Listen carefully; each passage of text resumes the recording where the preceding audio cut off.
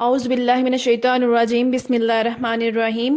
السلام علیکم، کیسے ہیں آپ سب؟ امید ہے کہ آپ سب ٹھیک ہوں گے۔ اور آج کی جو میری ویڈیو ہے وہ ہے رمضان کی 5ویں شب قدر کے بارے میں، اور اس کے نوافل، وظائف اور تسبیحات۔ چلیں تو ویڈیو سٹارٹ کرنے سے پہلے اگر آپ نے میرے چینل کو سبسکرائب نہیں کیا تو سبسکرائب کر دیں، اور بیل آئیکن کو بھی شیئر اور لائک کرنا مت بھولیے گا۔ اللہم انک عفو کریم تحب العفو فاعف عنی، یہ وہ دعا ہے جسے حضور صلی اللہ علیہ وسلم نے حضرت عائشہ صدیقہ رضی اللہ عنہا کو سکھایا کہ اگر تم شب قدر پاؤ تو یہ دعا مانگو، اور اس کا ترجمہ یہ ہے: اے میرے اللہ، تو معاف فرمانے والا اور بڑا کرم فرمانے والا ہے، اور معاف کر دینا تجھے پسند ہے، پس تو میری خطائیں معاف فرما دے، آمین۔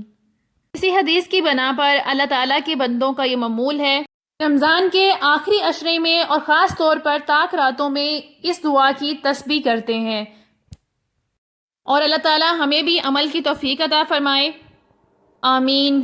5ویں شب قدر یعنی 29ویں شب قدر کو 4 رکعت نماز 2 سلام سے پڑھیں۔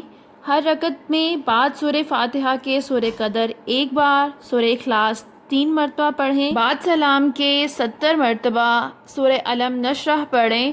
یہ نماز واسطے کامل ایمان کے بہت افضل ہے۔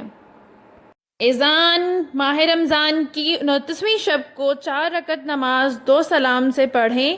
ہر رکعت میں بعد سورہ فاتحہ کے سورہ قدر 1 بار، سورہ اخلاص 5 مرتبہ پڑھیں، اور بعد سلام کے 100 مرتبہ درود شریف پڑھیں۔ یہ نماز واسع بخشش کے افضل ہے۔ 29ویں شب کے 2 وظائف ہیں۔ ماہ رمضان المبارک کی 29ویں شب کو 7 مرتبہ سورہ واقعہ پڑھیں، انشاءاللہ رزق میں برکت ہوگی۔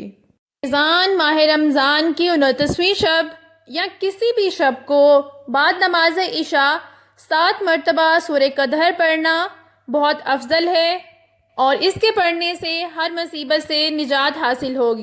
اللہ تعالیٰ آپ کو اور مجھے عبادت کی توفیق عطا فرمائے، اور اس پورے رمضان میں ہم نے جو عبادات کی اور رمضان کے روزے رکھے، ہمارے تمام نیک اعمال اپنے حبیب کے صدقے اپنی بارگاہ میں قبول و منظور فرمائے، آمین۔ اللہ تعالیٰ آپ کا اور میرا حامی و ناصر فی امان اللہ۔